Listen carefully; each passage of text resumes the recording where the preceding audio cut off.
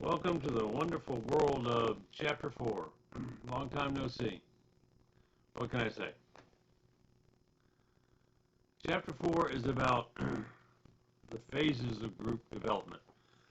Now, there's a couple of different types of groups we have to talk about before we can talk about the phases. And one of them is the linear model. A decision-making group. For example, when I was in the Army, I would sit on promotion boards. There was a decision-making group. Should this person get promoted or not? I was on problem-solving boards in the Army. We had new safety regulations, and we had to come up with answers to that. Management training is often done in linear models. You get somebody going to manager training, it's a group gets together, and you teach them the key aspects of being a manager. The cyclic model is something more like therapy, group therapy. Alcoholics Anonymous is a great example. I had the pleasure of being in a few Alcoholics Anonymous meetings when I was in training to be a counselor. For the class that was drug and alcohol counseling, we had to attend. And what was interesting about that is that the AA groups are pretty secretive. You don't come there unless you got a problem, and when you have a problem, you air your dirty laundry to the group, and they really didn't want to have an outsider coming in.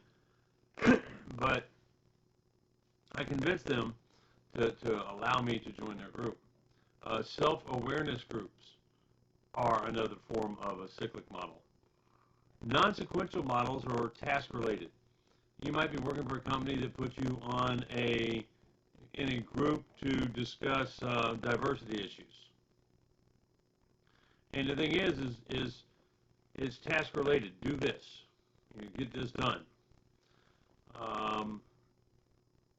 The interesting thing about that is that it may be this one time, and you can come up to an answer, or it could be that once you have found this answer, you now realize new problems, and you attack those new problems. It could be decision-making. More often than not, they're ongoing. You can't come up with the solution to solve a diversity problem without having other problems arise from that. So how do groups start? How do groups form? Well, when you get together, you're generally on your best behavior. Like I mentioned in a previous video, when you meet your significant other's family, excuse me, for the first time, you are a different person than your significant other knows. When you meet somebody that you want to become your significant other, you aren't the same person you really are. You are somebody that you want them to like. And so it's the forming stage. It's, hi, nice to meet you. You're not real. It's not the real you. It's the nice you. And you ask questions to get to know one another. You don't talk about the issues themselves until you get to know how somebody feels. The storming part is conflict will happen when you start expressing the real you. I know it's not a group, but many of you have been in a relationship, and then some point in time, the honeymoon's over, shall we say. And now you are seeing the issues that this person, the real person, is coming out. And so the storming is conflict expressing. You find out the real person. There's a power struggle sometimes. There's interpersonal conflict. Many times there's disruptive behavior. When you get together as a group and there's no assigned leader, a lot of times people are fighting for that leadership role because they're type A personalities and they want to be in charge. Norming is when you become a group. You start emerging as a group. You start accepting the norms of everybody. You start accepting the fact that this person is going to be late all the time, whatever normal. And then finally, performing is where you actually function as a group and you get things done. The thing you have to realize is that this is not linear. You can you can form the first couple of weeks or the first week, and then start norming or storming. Once you start storming, then you might go back to forming again, or you might go forming and norming and storming and back to, or forming, storming, norming, and back to storming. It doesn't happen in a linear progression. There will be times where you go back and forth.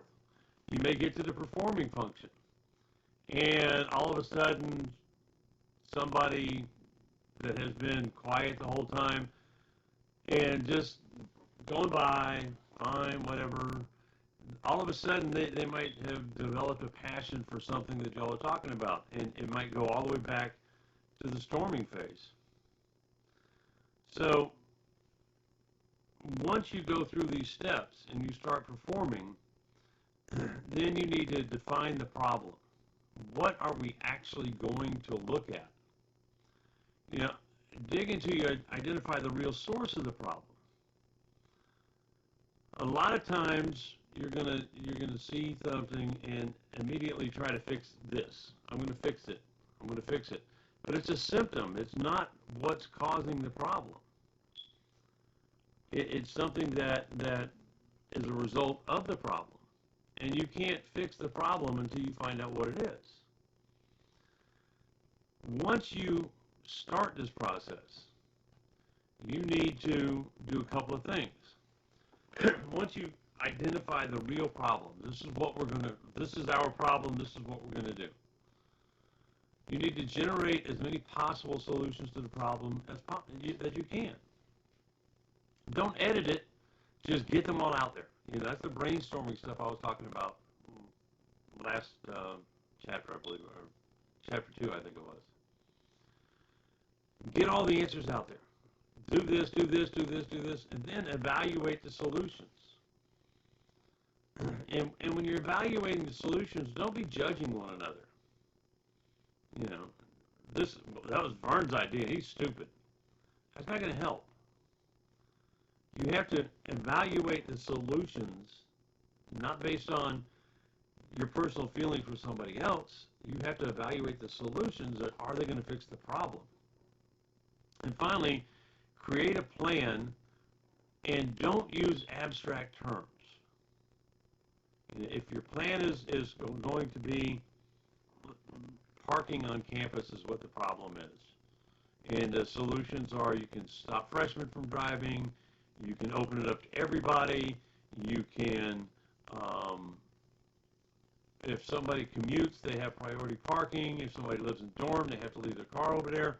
There's all kinds of things you can do. But when you create a plan, don't say, well, we're going to fix the parking. What's that? I mean, that's not a plan. That's an abstract term. We're gonna fix the parking, or we need more parking spots. Okay, but it's still abstract. Where do you need more? How many more do you need? Why do you need more? Why can't the number we have work? So all those are part of the process that happens in Chapter 4. All that stuff is what you need to worry about. And like I said, when you meet, you are going to meet one another, and you're going to go through these phases. And it's not just this class. It's any time you're in a group. And depending upon what model you're working on, whether it be linear, cyclic, or non-sequential, these things happen. And for you to be a functioning group, you need to go through these processes. You cannot function if you never go through storming and norming. You know, the first day you meet, hi, how you doing, da, da, da, da. You can't start making decisions because you don't really know one another. And it's going to be difficult at times. But what you have to make sure is that your interpersonal conflicts don't interfere with the group. If the group's goal or possible solution is whatever, then because you don't like somebody, you can't let it get in the way. You know, in your personal life, you don't have to hang out with that person anymore. But in your business life, if the boss puts the two of you in a group, you know, you need to succeed so you can keep your job. But if you have these conflicts, then it's going to be problematic. That's chapter 4 in a nutshell. I spend much less time on it than I do the others. But hopefully it's much easier to understand because you should be able to relate it to your life. I will be posting groups, like I said, this week, and it'll be your chance to start forming. Find a way to meet one another, whether you do it on Zoom or email or text or whatever. Y'all need to get together and start working together. And when I notify the groups, I will also tell you what your group project will be. Or I'll give you some choices and y'all pick it. Have a good day. I will talk to you later. And I'll see you in chapter 5.